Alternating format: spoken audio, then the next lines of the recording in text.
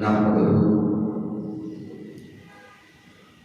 ونصلي ونسلم على سيدنا ومولانا محمد نبي الأمين المكين الكريم الرؤوف الرحيم. أما بعد فأعوذ بالله من الشيطان الرجيم. بسم الله الرحمن الرحيم. قال الله تبارك وتعالى في القرآن المجيد: إن الله وملائكته يصلون على النبي يا أيها الذين آمنوا صلوا عليه وسلموا تسليما.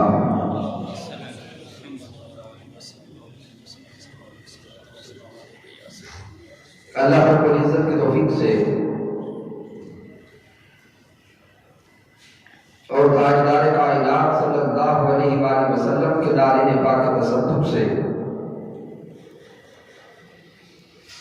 حسن ابدال کی سرزمین پر ہم جمعۃ المبارک اور درس عرفان القرآن کی اس خوبصورت نشست میں حاضر ہیں.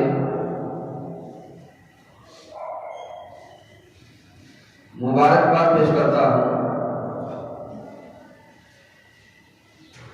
درس عرفان القرآن کے انعقاد پر، اور دوسری خوشی کی بات یہ ہے کہ آج ختم الصلاۃ علی النبی صلی اللہ علیہ وسلم کی ماہ پاکی ہے. یعنی وہ تسلسل درود پاک کی تلاوت کا یہاں پہ اس کا آغاز کیا گیا.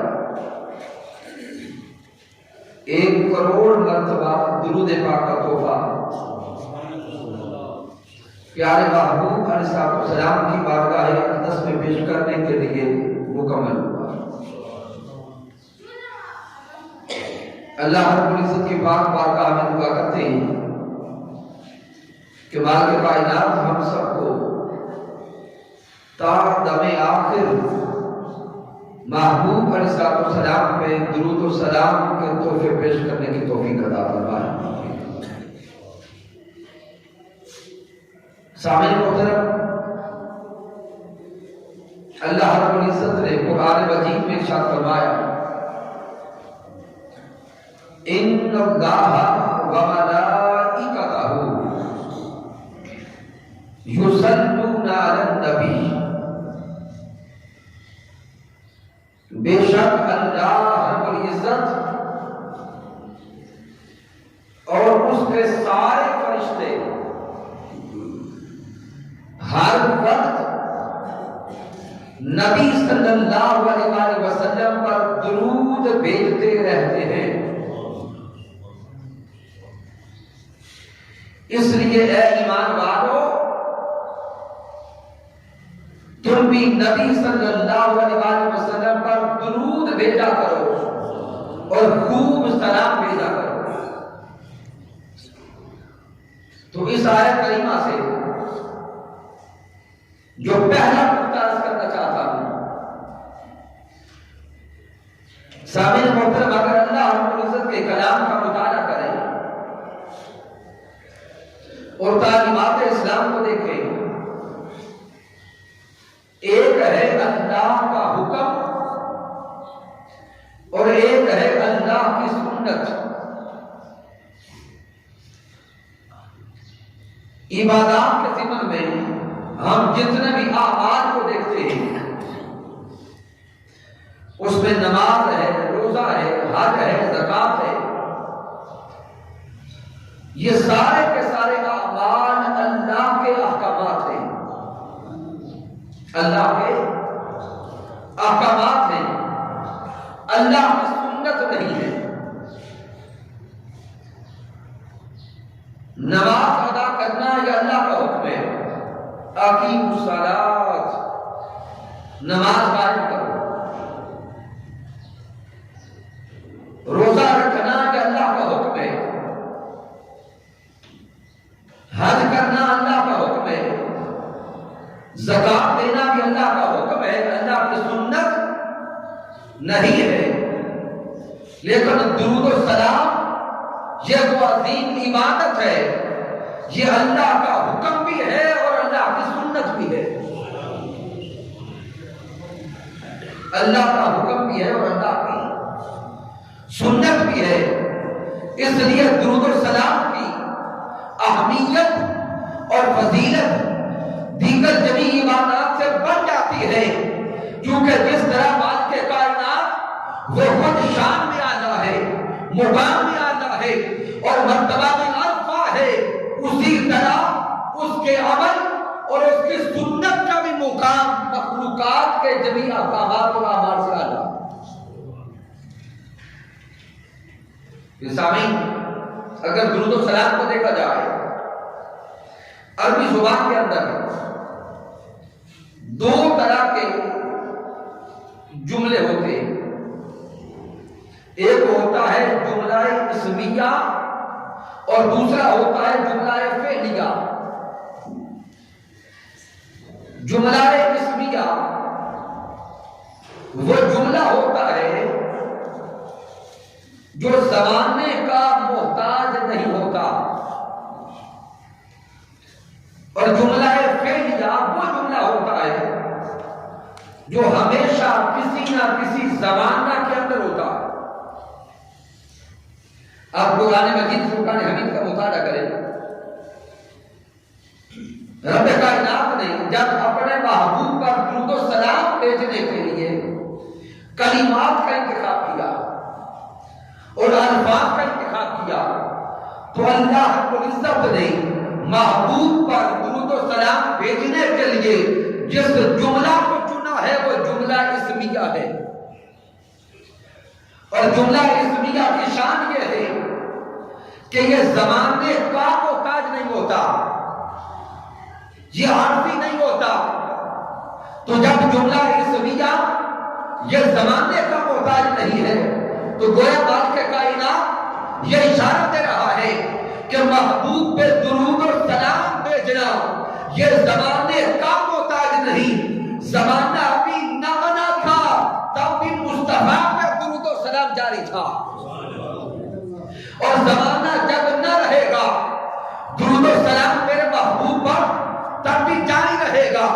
درود و سلام یہ وہ عبادت ہے، وہ عمل ہے، اللہ کی وہ سنت ہے، ابھی مخلوقات اس کائنات میں نہ آئی تھی، وہ رب خود مصطفیٰ پہ درود و سلام کے تحفے پیش کر رہا تھا۔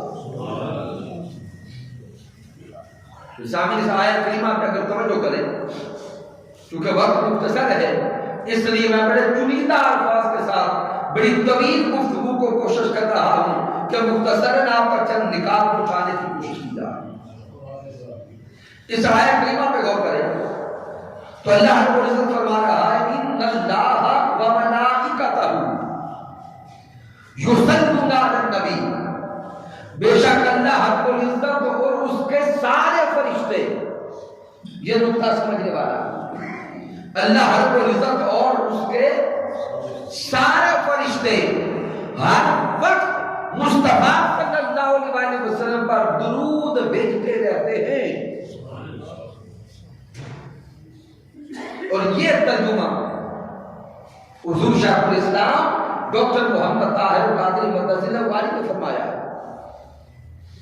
اس سے پہلے یقیناً دیگر تراجم آپ نے سنے ہوں گے کہ بے شک اللہ رب العزت اور اس کے فرشتے نبی صلی اللہ علیہ وسلم پر درود بھیجتے رہتے ہیں۔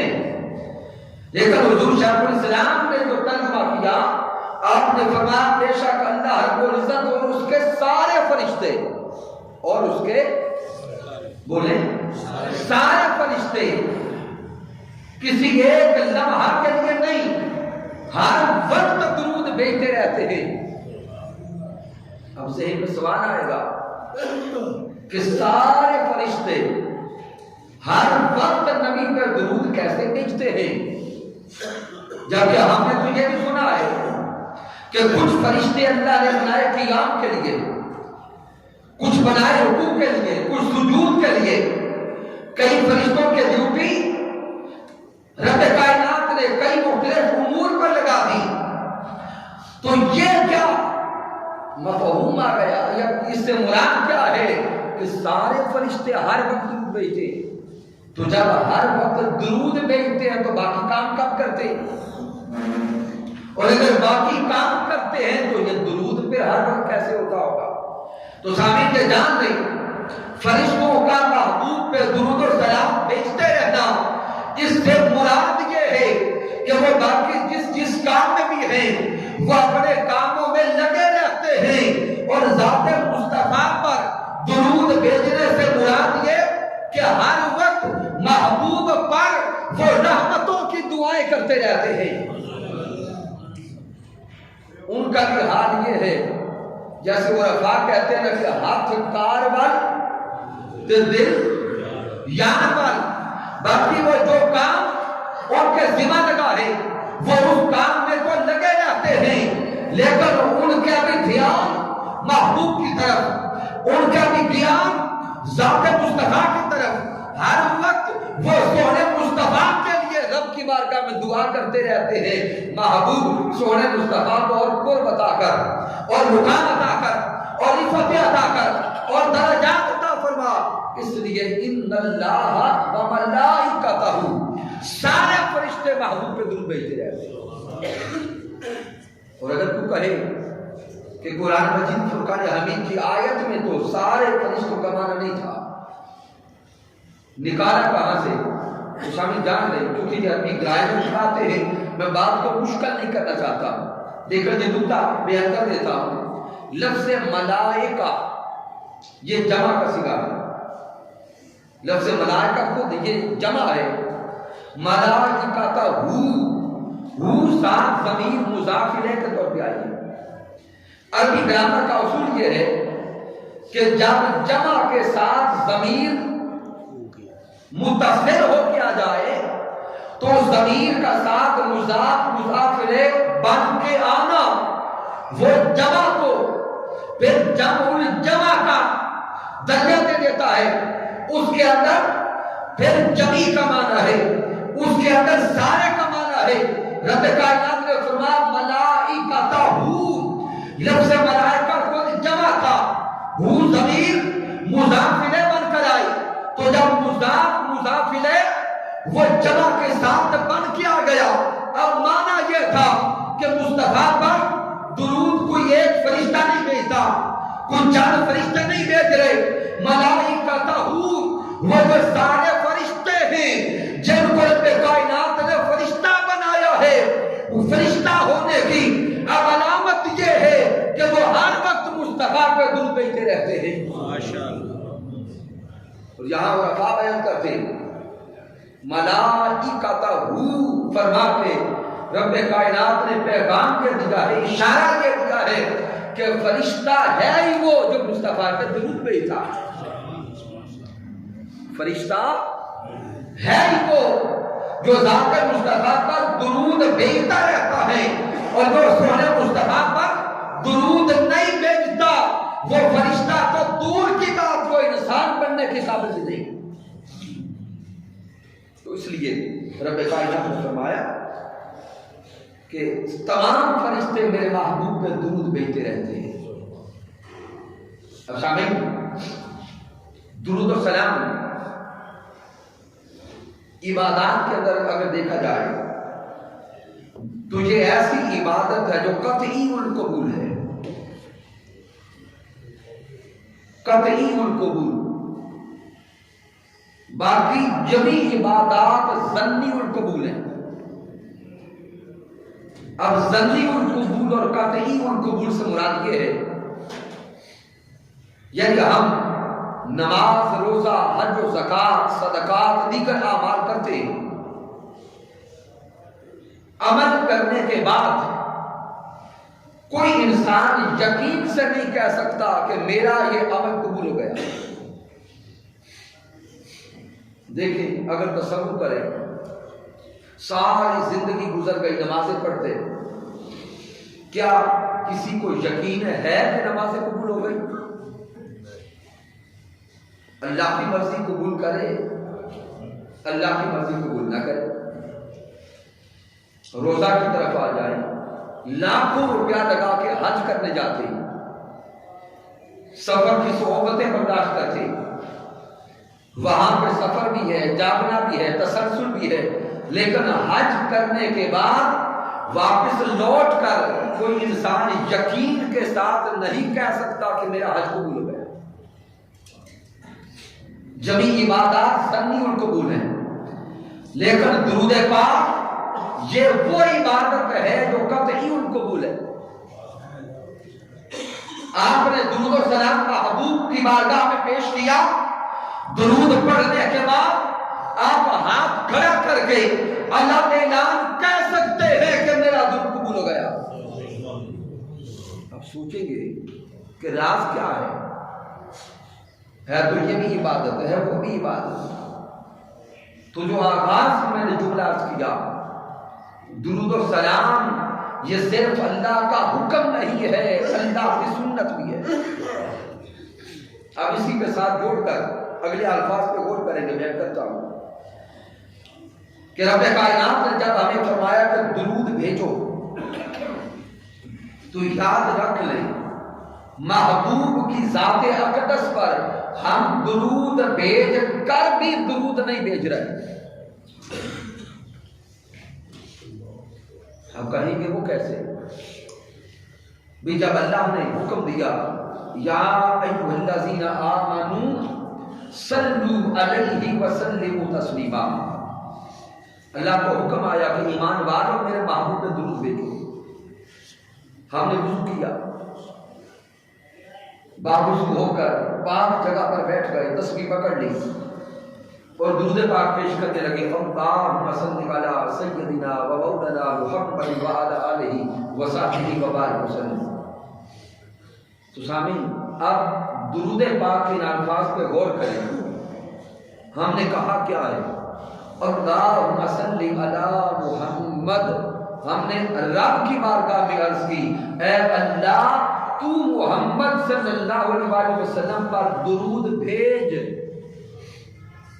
بڑی توجہ کے ساتھ نکتہ سمجھیے گا۔ اللہ نے ہمیں حکم دیا کہ ایمان والو تم درود بولیں بھیجو۔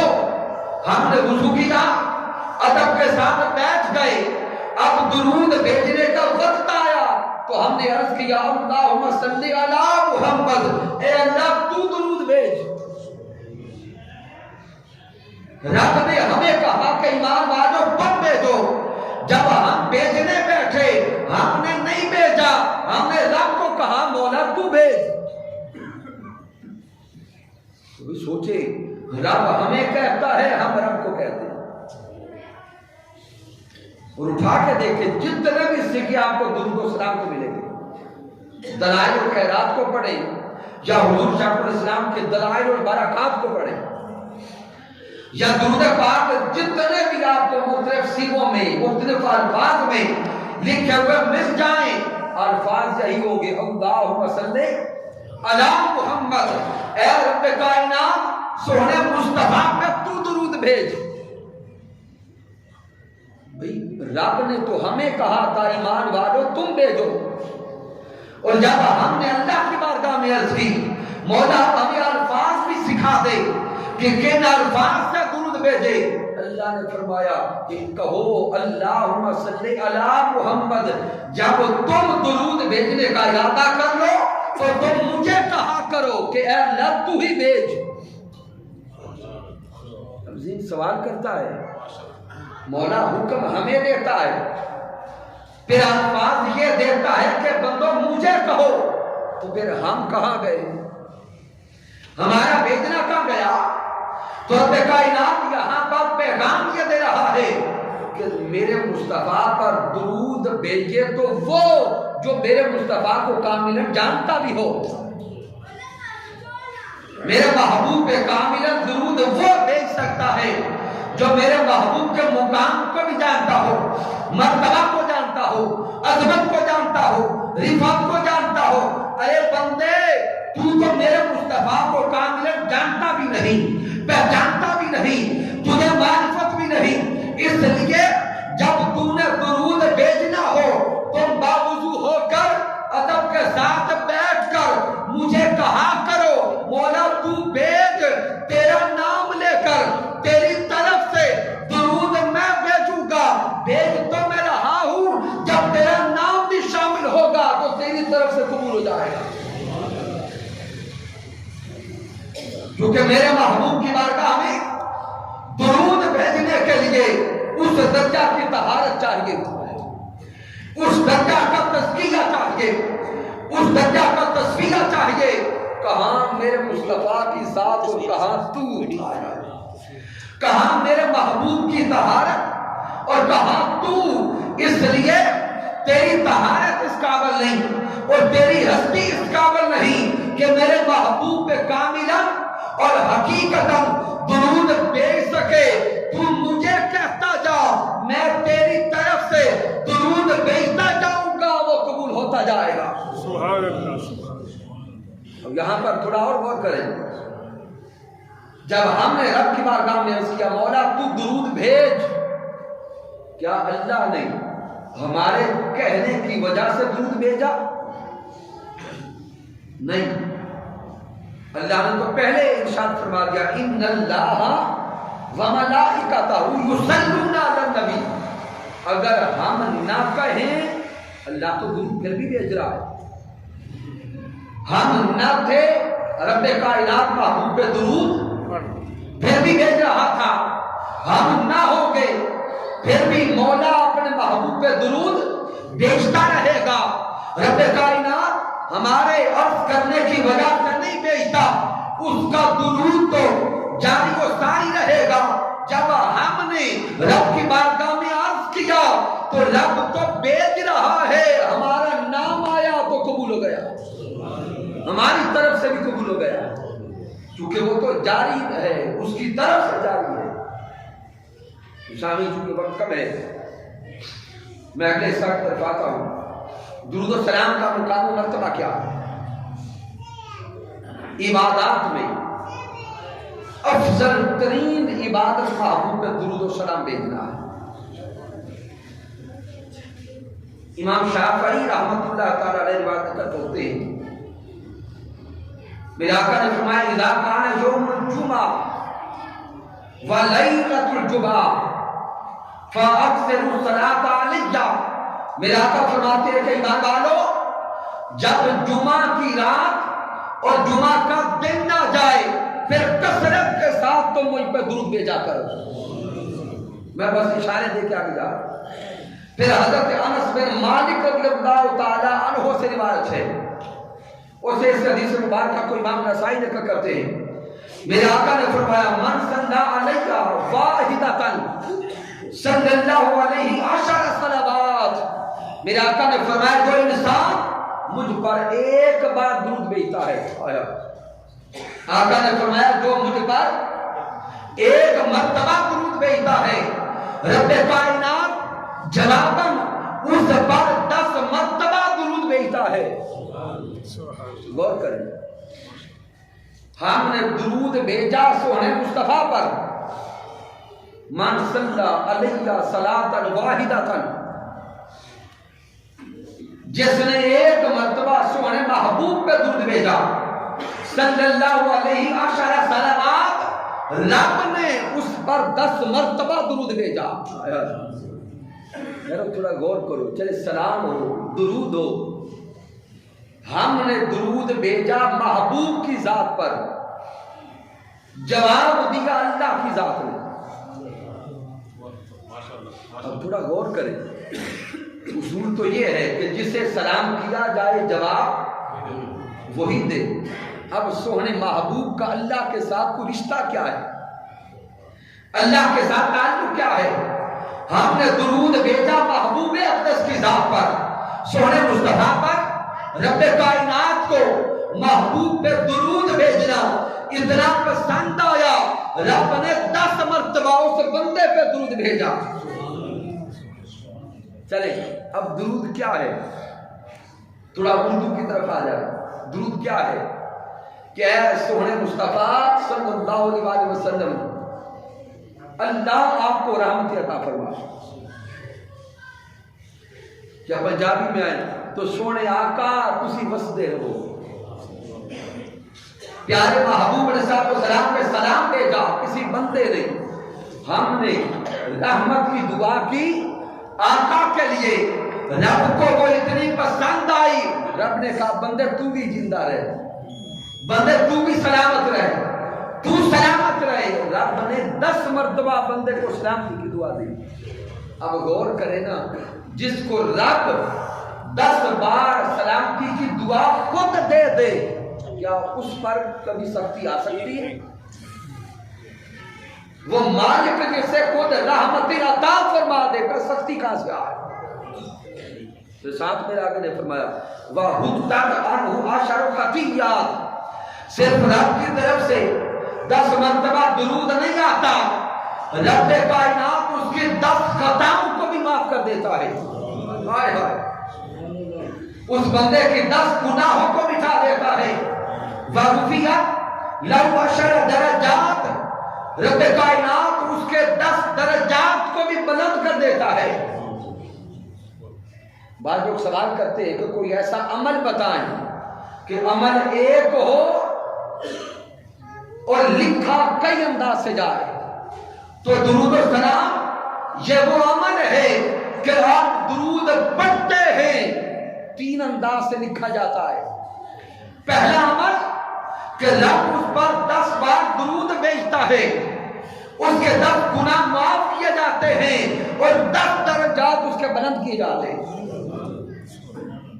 سامعین میرے آقا نے فرمایا، حضرت علی شیر خدا رضی اللہ تعالی عنہ سے روایت ہے، میرے آقا نے فرمایا کل دعائے محجوبہ حتی یصلی علی محمد و آل محمد، میرے آقا فرماتے ہیں کہ ہر دعا کرنے والے کی دعا اس وقت تک رب کی بارگاہ میں نہیں پہنچتی جب تک وہ ذات مصطفیٰ پر درود بھیجتا،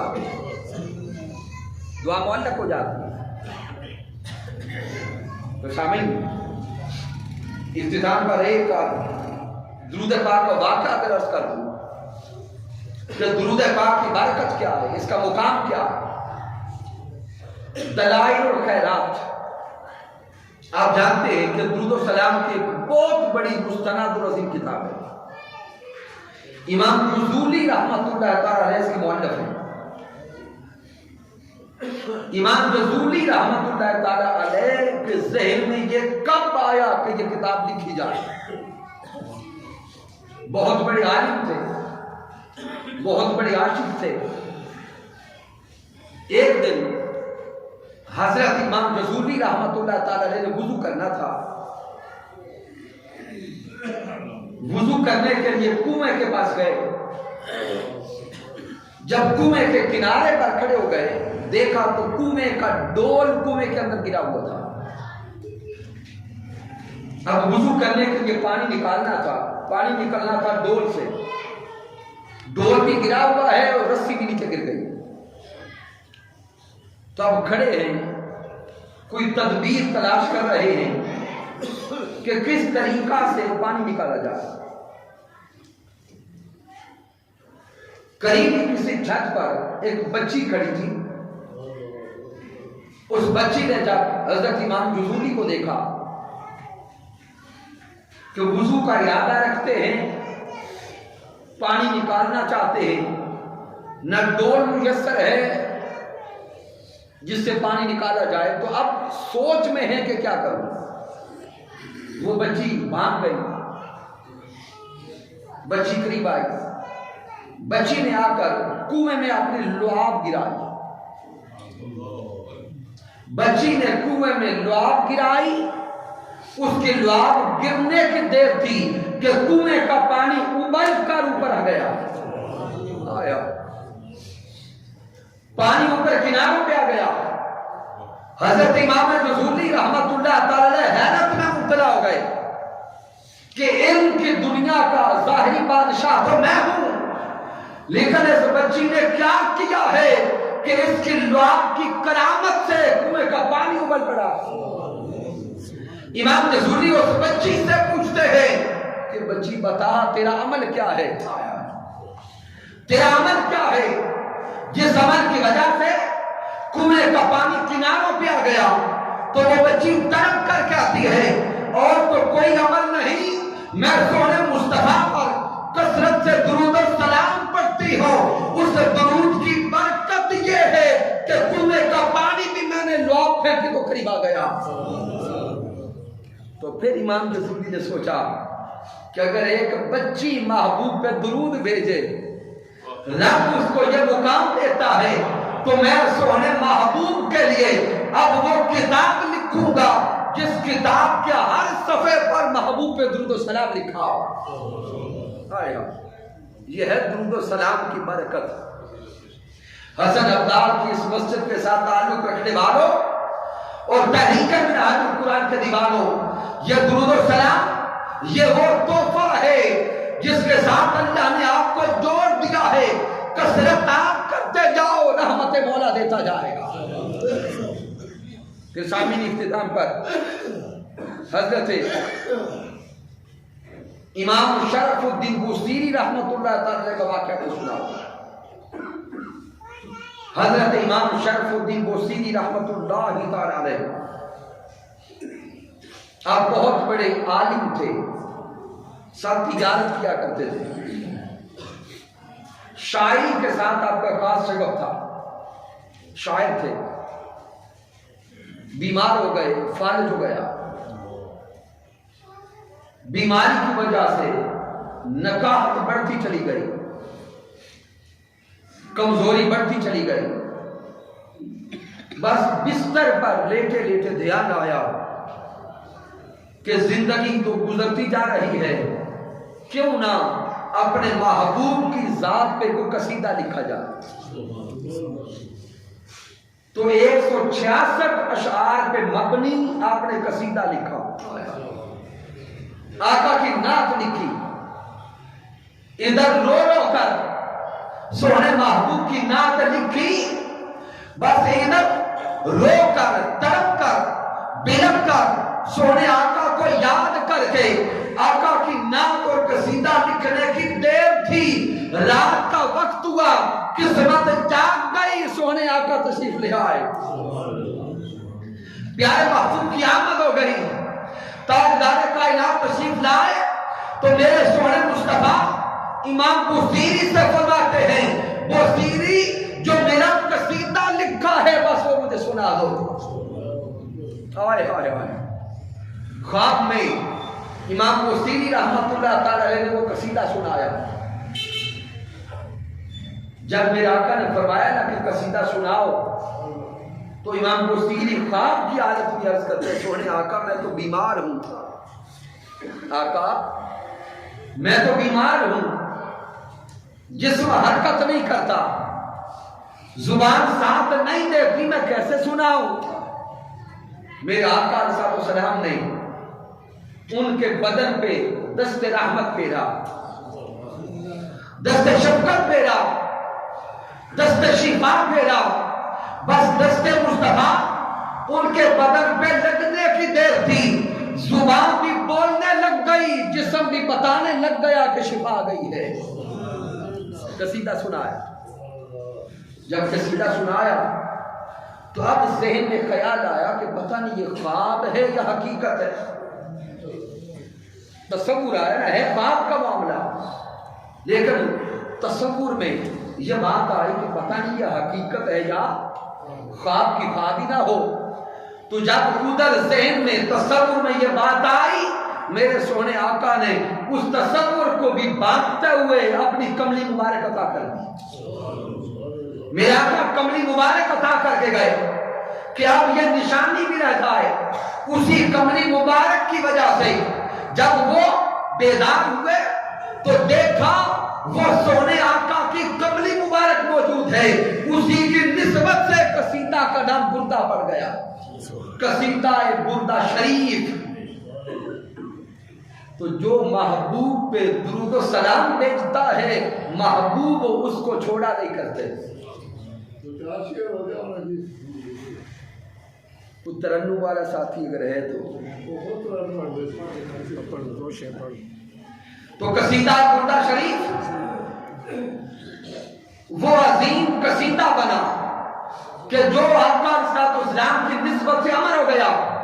پھر آج کئی صدیاں بیت گئی اور اب رہتی دنیا تک قیامت تک حضرت امام بصیری کی نسبت سے یہ قصیدہ پڑھا جاتا رہے گا اور امام بصیری کا نام قیامت تک اسی قصیدہ کی وجہ سے زندہ رہے گا.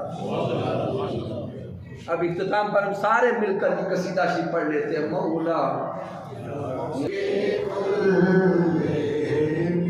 مولا یا صلی وسلم دائما علی حبیبک خیر الخلق کل. مولا یا صلی وسلم دائما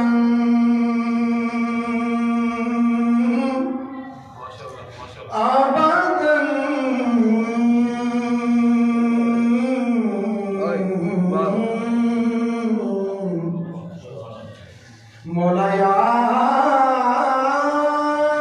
صلی وسلم دائما ابدا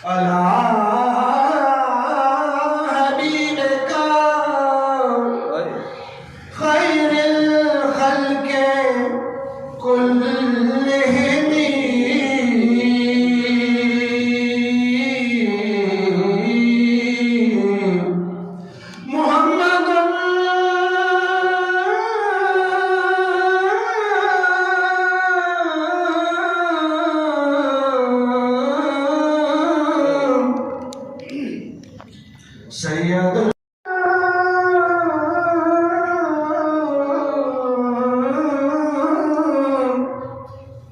سید کونین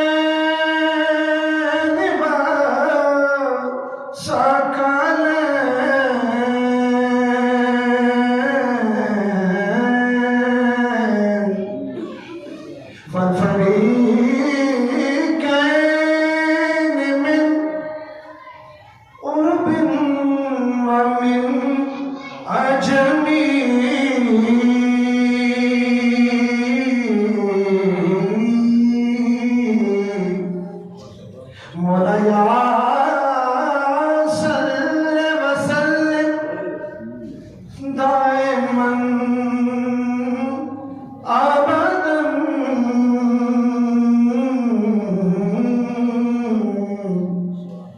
علی حبیبک خیر الخلق كلهم